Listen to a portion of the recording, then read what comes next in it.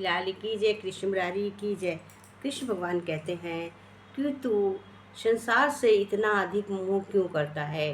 संसार तो नाशवान है, तुझे एक दिन यहाँ शरीर को छोड़ देना ही है। ये तू संसार का नियम है कि यहाँ जो आया है वो मुसाफिर है, उसका शरीर मुसाफिर है, दिल तो हमेशा रहना है। फिर कहते हैं कि शाश्वत है ये नियम धरा का, जो फलता वो झरता है। और तुलसी की ये युक्त सही है, जो बरता वो बुझता। तो तुलसीदास ने बहुत अच्छा कहा है कि शाश्वत है ये नियम धरा का, जो बरता वो बुझता है।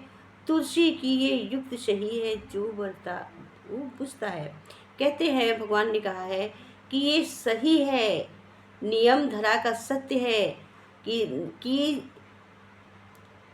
कि जिस पेड़ में जो पेड़ हम लगाएंगे वो बड़ा होगा, उसमें फूल आएंगे, उसमें फल आएंगे, लेकिन उसमें जो फल लगेंगे वो एक न एक दिन ज़रूर तोड़े जाएंगे, पकेंगे और यूज़ किए जाएंगे। उसके बाद एक दिन वो पेड़ ज़रूर सूखेगा। तो कहते नियम धरा का जो फलता वो झड़ता है, और जब फल उसके पक जाएंगे तो वो बिल्कुल गिर जाएंगे, झड़ जाएंगे, हमेशा उसमें लगे नहीं रहेंगे, दोबारा उसमें फल दोबारा लगेंगे। उसी तरह से व्यक्ति शरीर को बदलता रहता है, चोला मन वही रहता है, हम ये आवरण ऊपर का बदला करते हैं। और तुलसी की ये युक्त सही है, जो बरता वो बुझता है। तुलसीदास जी कहते हैं जो जलता है वो बुझता जरूर, आग अगर लग जाती है तो बुझाई जरूर जाती है। हम दीपक जलाते हैं, दीपक को विदा जरूर करते हैं। हम रसोई में खाना बनाते हैं, गैस में गैस को बंद जरूर करते हैं। चूल्हे में खाना बनता था तो चूल्हे की लकड़ियाँ जरूर बुझाई जाती थी। तो कहते जो बरता वो बुझता है। उसी तरह से ये जो हमको शरीर मिला है, इसको भी एक दिन इसका आवरण हमें बदलना ही बदलना है। तो हे प्राणी, इस संसार में सब निरंतर और निरंतर परिवर्तनशील है। यहाँ कोई चीज़ भी परमानेंटली नहीं है। तू परमानेंट सोच कर मर बैठ, यहाँ कोई भी चीज़ परमानेंट नहीं है। प्रभु की आत्मा सबके शरीर में एक ही प्रभु हैं, उनके मनन करके सोचो, अध्ययन करके सोचो। अगर हम केवल इसको आत्मज्ञान को केवल हम सोचे हमारे मन से समझने की गए, अगर मन से समझने की ना होते तो जो देखता नहीं, अगर हम देख के ज्ञान को समझ पाते तो अंधे लोग ना समझ पाते, जो पैर चल के जानते तो लिंगड़े लोग ना ज्ञान को समझ पाते। अगर हम श्रवण से जानते, श्रवण से हम ज्ञान को जानते, पर हम वैसे बहुत से जो श्रवण नहीं कर पाते उनको भी ज्ञान हो जाता है। क्यों? वो अपने मन से सोचते हैं प्रभु के बारे में। हाँ, हमें ज्ञान के लिए आँखों से ज़्यादा श्रवण की आवश्यकता है। आँखों से ज़्यादा श्रवण की आवश्यकता है कि सुन के हम सत्संग कीर्तन भजन जान सकते हैं। लेकिन उससे भी ज़्यादा प्रभु ने जब कोई चीज़ किसी की लेता है तो देता है। हम बिना श्रवण के भी ज्ञान को जान सकते हैं। और मन रूपी मंदिर से मन में बैठे भगवान तो एक ही है, वही कृष्ण हमारे मन में जब बैठे हैं तो हमें मालूम हो जाएगा कि कृष्ण भगवान ने आज क्या खाया है, क्या पहना है, क्या देखा है। हमारा दिल बता देगा। अगर हम बिना देखे बिना सुने ना जानते तो कैसे सूरदास इनकी महिमा का गुणगान नहीं कर सकते थे, क्योंकि वो जन्मांध थे। वो कैसे इनका वर्णन करते। बहुत अच्छा सा इनकी एक है छोटा सा दृष्टांत कि सूरदास जी, कृष्ण भगवान जी का मंदिर था मथुरा में। तो मथुरा में है ही है, तो मथुरा में है ही है ब्रज में सब, लेकिन भगवान के मंदिर में तुलसीदास जी जाते थे। कहने का अभिप्राय ये है कि तुलसीदास जी रोज़ जाते थे। तो इनका वहाँ जाएं, बैठे, रोज़ भगवान के भजन अजन करें और चले आएँ। तो वहाँ पे कुछ लोग जो थे इनका मजाक उड़ाते थे कि ये देखो आंखें नहीं है, रोज़ आके यहाँ ये सब करते हैं। तो ये तो इनको तो कुछ देखने से मतलब तो था ही नहीं, ये तो मन से हृदय से जाते थे। लेकिन जब भगवान के जो था सब पुजारी लोग कपड़े वपड़े पहना के बैठाएं तो ये जब जाएं उसी पे भजन गाए। अरे वाह भगवान, आज मेरे सवरिया जी ने पीले पीले कपड़े पहने में बड़े सुशोभित लग रहे, लोग पीतम्बर का गाना गाने लग जाएं। जिस दिन रेड कपड़े पहनाने जाएं उस दिन रेड पे गाना बोलने लगे कि आज भगवान आपने रेड कपड़े पहने हैं, बहुत सुंदर लग रहे हो, मेरे मन को मोह रहे हो। हे भगवान लाल कपड़े में तुम कितने सुंदर लग रहे हो। जिस दिन नीले पहनाया जाए कहे भगवान तुम नीले कपड़े में आज कितने सुंदर लग रहे हो। जिस दिन हरे पहनाया जाए कहे आज भगवान हरे कपड़े तो बहुत ही अच्छे लग रहे हैं। आज भगवान ने पिंक पहने, आज भगवान कितने सुंदर लग रहे हैं। लोग पिंक के गाने गाने लग जाए, नाचने गाने लग जाए। लोगों ने कहा रोज आके ये इसी तरह डिस्टर्ब करते हैं, जो भी कपड़े पहनाओ उस अंधे हैं मगर इनको तब भी रंग दिखाई देता, ये कैसे जान जाते। सबने कहा कि कल ये आएंगे और इनको खींच के हम कुएं में डाल देंगे तो ये देखो क्या बताएंगे रंग। बेचारे जैसे आए देखते तो थे नहीं, आप सब लोग लगे रहे उधर से 5-6 लोग पकड़ के उनको कुएं में गिरा दिए। अब वो कुएं में पड़े, अब भाई डाल दियो तो बेचारे पड़े, सूरदास जी कुएं में पड़े। अब निकले कैसे? अब लेकिन इनको निकालने वाले तो है ही हैं, जिनके रोज ये कपड़े देखते थे रंग बिरंगे, तो वो तो इनको निकालेंगे ही, उनके वक्त थे। वो गए इनको निकालने, हाथ बढ़ाया तो ये हाथ नहीं बढ़ाए, हाथ दिए कि मेरा हाथ पकड़ो और चले आओ। तो ये अपने सूरदास अपने हाथ और नीचे कर लिए और चुप पे बैठे रहे। अब भगवान बड़े परेशान किए, तो आ नहीं रहा, अंदर मर जाएगा सूरदास। भगवान ने उसको पकड़ा और खींच लिया। जब पकड़ के खींचा, रस्सी दी तो पहले रस्सी दी, रस्सी नहीं पकड़ा, फिर खुद हाथ बढ़ाए तो खुद पकड़े नहीं, फिर भगवान ने इनके हाथ पकड़ के खींचा और ये बाहर आ गए। तो जब बाहर आए तो सूरदास जी ने कस के कृष्ण जी के हाथ पकड़ लिए, तो कृष्ण जी ने इनको हाथ छुड़ाया और छुड़ा के जाने लगे। तो कृष्ण क्या बोले सूरदास जी?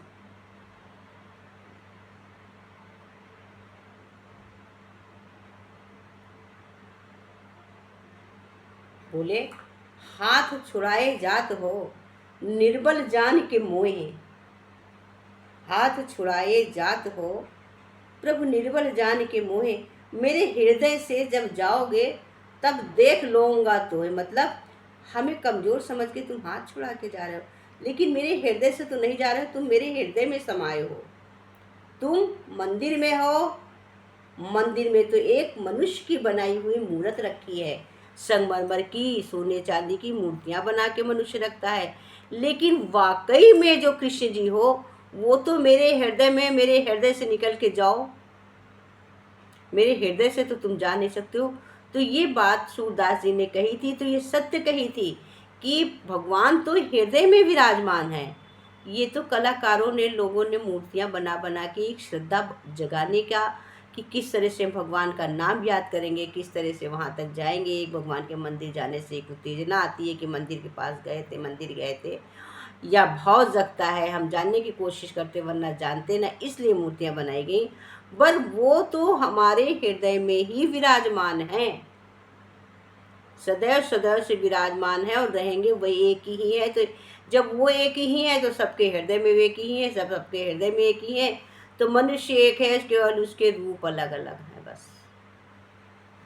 जैसे किसी फैक्ट्री में, बहुत छोटा सा एग्जाम्पल ले लो, बिस्किट बनता है तो एक ही में बनाया जाता, लेकिन वो अलग अलग पैकेट में पैक कर दिया गया, अलग अलग घरों में चला गया, मेरा तुम्हारा हो गया, ये मेरे घर के बिस्किट हो तुम्हारा। लेकिन कहाँ बने?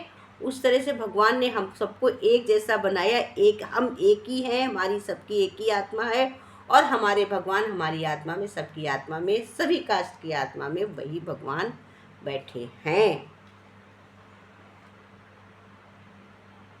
तो वो हमारी आत्मा को कैसे शांति देते? वही हमारी आत्मा कहते हैं कि हे भगवान, कोई जगह न तुझसे खाली है, तू व्यापक डाली डाली। हे प्रभु कृष्ण, आपसे कोई जगह नहीं खाली है, आप हर जगह हो, आप व्यापक डाली डाली में हो।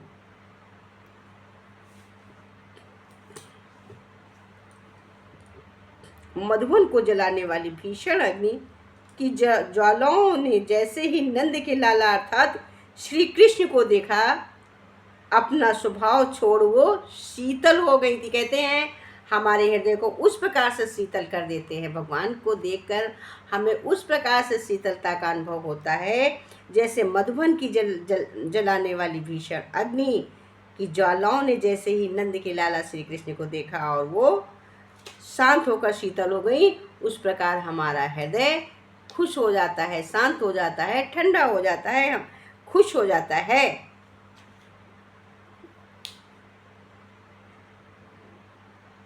कहते हैं देखते ही देखते जब ब्रज बहने लगा, तब गोवर्धन को अपने हाथ की छोटी कनिष्ठिका उंगली नख पर रखकर आपने गोपालों की रक्षा की।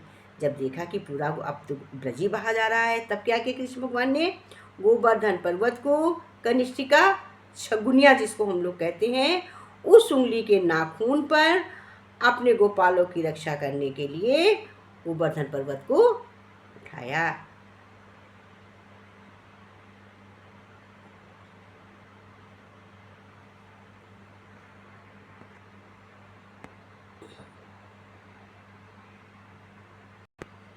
कनिष्ठिका उंगली हमने इसमें दिखाई।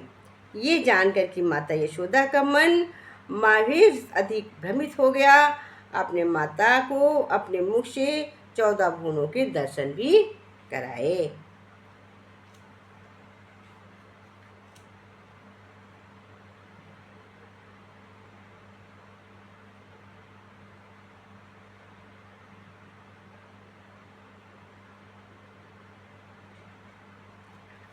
कृष्ण जी ने सभी गोपियों के साथ रास विलास महारस किया और प्रत्येक गोपी की अभिलाषा कृष्ण मुझ संग रास करें को पूर्ण किया। जिसकी सभी गोपिकाएं चाहती थी कि कृष्ण मेरे संग विलास रास करें, मेरे संग रास रचाएं, वो सबके साथ रास रचाते थे।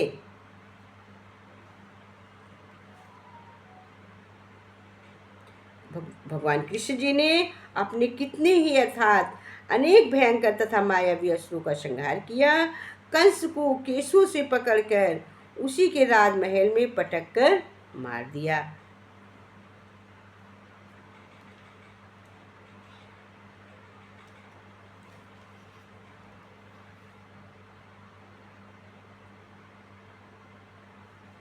कहते हैं इतने दयालु थे प्रभु कृष्ण कि 3 मुट्ठी चावलों को अपनी मुट्ठी में डालकर आपने अपने मित्र दीन सुदामा के 3 प्रकार के दैविक भौतिक दुखों को नष्ट कर दिया।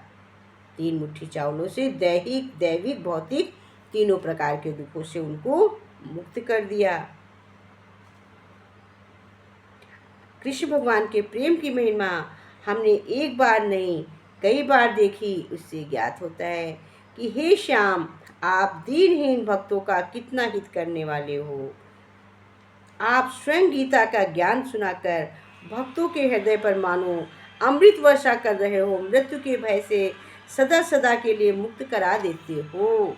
आपकी भक्त मीरा आपकी ऐसी दीवानी थी कि बिना किसी भय के उसने प्रसन्नता पूर्वक कालकूट विष का पान कर लिया था। विष के अमृत हो जाने पर पिटारी ने राणा ने मीरा को मारने के लिए भयंकर साप भेजा। हे बनवारी, वो भी शालिग्राम बन गए। आपने ब्रह्मा को अपनी माया का ऐसा चमत्कार दिखाया कि उसके समस्त संशय मिट गए। उन्हें विश्वास हो गया कि निर्गुण ब्रह्म ही अवतरित हुए हैं। आपको 100 बार गालियां देकर शिशुपाल बिना समय गंवाए तत्काल अपने जीवन से मुक्त हो गया। अर्थात निंदक को भी आपने परम आनंद ही दिया, परम पद ही दिया है। हे कन्हैया, आप तो अनाथों के स्वामी हैं, जो भवन में डूबती जीवन की नाव को डूबने से बचा लेते हैं, अर्थात शरण आए जीव को तार देते हैं।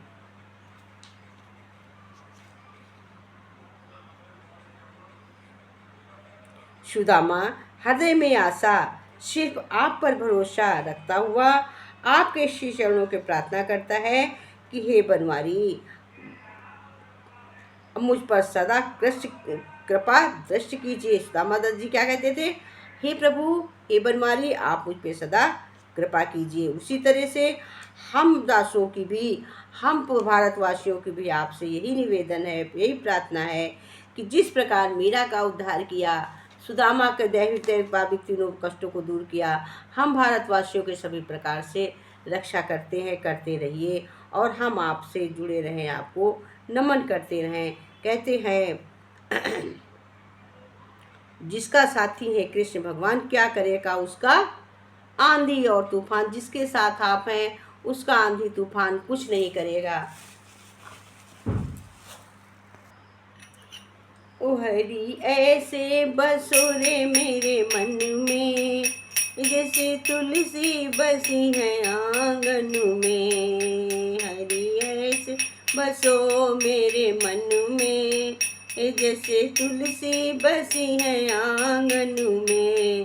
प्रभु ऐसे बसो मेरे मन में, जैसे तुलसी बसी है आंगन में।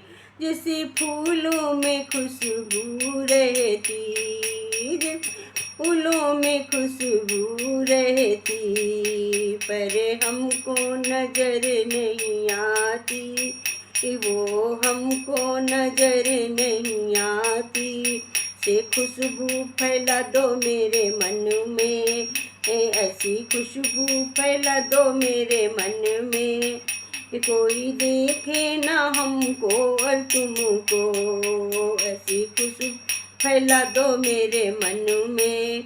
कोई देखे ना हमको और तुमको, हरि ऐसे बसो रे मेरे मन में, जैसे तुलसी बसी है आंगन में। हरि ऐसे बसो रे मेरे मन में, जैसे तुलसी बसी है आंगन में। जैसे मेहंदी में रंग है रहता, जैसे मेहंदी में रंग है रहता, और को नजर नहीं आता। जैसे मेहंदी में रंग प्रभु का, तो हमको नजर नहीं आता। वो जैसे मेहंदी में रंग है रहता, अब किसी को नजर नहीं आता।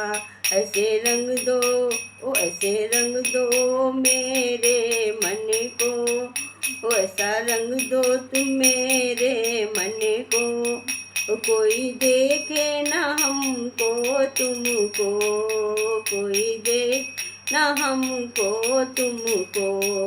प्रभु ऐसे बसो रे मेरे मन में, जैसे तुलसी बसी है आंगन में। हरि ऐसे बसो रे मेरे मन में, जैसे तुलसी बसी है आंगन में। जैसे तुलसी बसी है आंगन में। जैसे मिश्री में मीठा है रहता, जैसे मिश्री में मीठा है रहता, और किसी को नजर नहीं आता। जैसे मिश्री में मीठा रहता, प्रभु किसी को नजर नहीं आता।